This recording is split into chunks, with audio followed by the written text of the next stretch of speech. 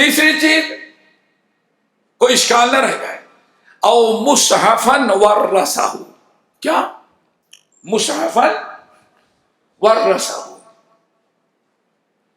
قرآن خوانی، چلو، او مصحفن ورثہ، مصحف جانتے ہو نا، قرآن کا وارث بنا دیا اس نے۔ کیا مطلب ہے بیٹے؟ ایک مطلب یہ ہے کہ آپ کے دوست احباب ملنے جلنے والوں میں کوئی غریب انسان ہے، وہ بیچارہ قرآن نہیں خرید سکتا، نہیں اتنی استطاعت۔ ابھی بتائیں واللہ، یہاں دبئی میں رہ کر کے ایک آدمی 3 مہینے سے بلوغ المرام خریدنا چاہتا لیکن خریدنے کی طاقت نہیں۔ شیخ کسی سے کہہ دے دلوا دیں، پھر میں نے ایک آدمی کو کہا، لا کر کے دیا اس نے۔ پتہ نہیں کتنے ہوں گے پاس پڑوس میں غریب لوگ قرآن پڑھنا چاہتے ہوں گے لیکن قرآن خریدنے کی استطاعت نہیں ہے۔ آپ قرآن خریدیں اور خرید کر کے آپ اس کو ورثہ، قرآن کا وارث بنا دیا،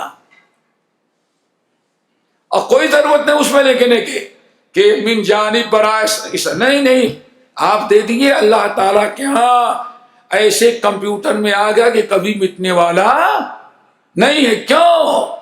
وہاں جاپان اور چائنا کی مشینیں نہیں ریکارڈ کر رہی ہیں، ما یلفظ من قول الا لدیہ رقیب عتید۔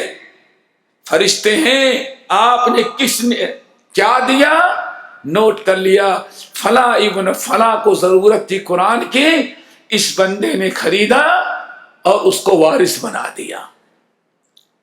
سمجھ گئے نا؟ مسجدیں آج ہمارے پاس ہیں، کتنی مسجدوں میں، یہاں نہیں اپنے یہاں جا کر کے دیکھو، چھوٹے گاؤں میں مسجدوں میں آپ نے 2-4 قرآن خرید کر رکھ دیا۔